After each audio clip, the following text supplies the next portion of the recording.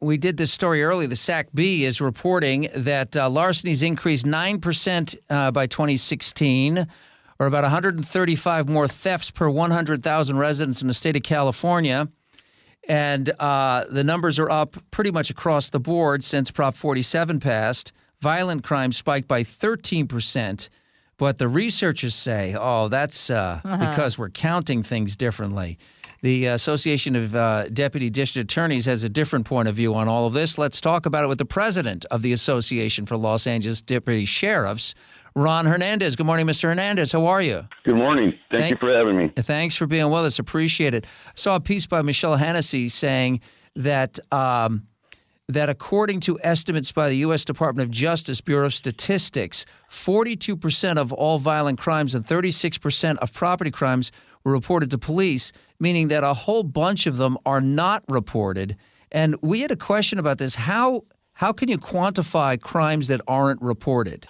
You can't. And it's actually funny because we're talking about this report by Public Policy Institute of California.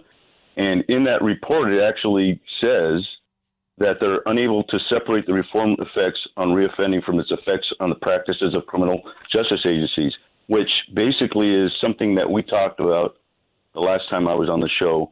And that's the fact that it gets to a point where law enforcement and even the community feels that if nothing's going to happen to the person that's being accused, then why should they waste their time either reporting it, and then that keeps us from taking them to jail. So it's kind of interesting how this whole thing is playing out and how they're using the statistics. But the fact of the matter is, crime has gone up. Well, yeah, and you know, it's the famous quote from the long ago Prime Minister of Great Britain, Benjamin Disraeli. There are lies, there are damn lies, and then there are statistics. And, you know, data matters, but you have to look at, you know, if you're going to look at the numbers and buy them, then you have to understand how are the numbers being prepared and what is the context, et cetera, et cetera. The reality is that this is just common sense. We've essentially taken the penalties off the books for whole categories, entire categories of crime, with the net result being that you could look at the reduction of crime and saying, well, if you legalize a bunch of stuff, well, then you're going to have less crime. So to me, these numbers are perverse in a number of different ways. We've taken entire categories of crime off the books while the numbers of crimes have gone up. Can you imagine what the actual numbers are? Correct. And to your point, that would be like saying, and I know this is extreme, but that would be like saying somebody's decided that the word murder is just too, we don't like to use that word. So although murder is still murder, let's call it something else.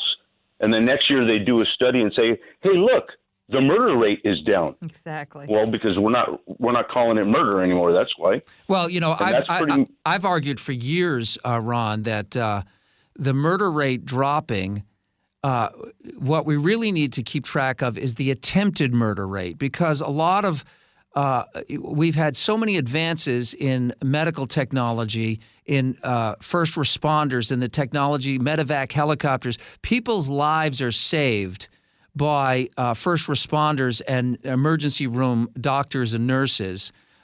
So as a result, that's not classified as a murder, but just a few years ago it would have been. So they could say, oh, look, at the murder rate has fallen. Well, has it really? Let's look at how many knives are plunged or heads are bludgeoned or triggers are pulled. That, to me, is a better indication of where we are in terms of crime. Yes. We've often talked about the fact that technology is so much better and medical care is so much better. And to your point of talking about murder, does it mean that because it's so much better and people's lives are being saved that it wouldn't have resulted in a murder, say, 20 or 30 years ago?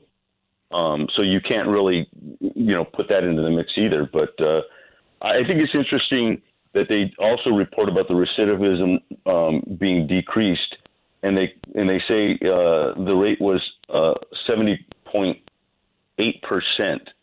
I don't think that's a real impressive number. That means that it's only a 70.8% recidivism rate. Well, I would, if this was really working, I would like to have some astronomical number, at least 50%, but it's not. So that tells me that maybe that small amount of number of people going back to jail is just simply because the community is deciding that it's not worth it to report it, and therefore law enforcement can't make the arrests. Well, and we've discussed this has been a major contributing factor to the homeless issue. In fact, the Mayor Garcetti, when we had him on the show a couple of weeks ago, acknowledged that Prop 47 and 57 has made the homeless problem worse because we've taken all the tools out of the toolbox when it comes to drug enforcement. And as a result, you've got people who are on the streets who are drug-addled, and there's nothing that the law enforcement can do. So what do we expect law enforcement to do? Even if you pick people up, where are they going to? The cops will be in there filling out paperwork long after the person is back on the street. You're absolutely correct, and that's one of our biggest complaints is our ability to actually make a difference and try and rehabilitate people. But you can't rehabilitate people when there's no consequences for their actions. If there's a consequence, then you can offer them an alternative for rehabilitation. As always, thanks so much for what your members do, and thanks for being on with us. The president of the Association for Los Angeles Deputy Sheriffs. Appreciate it, sir.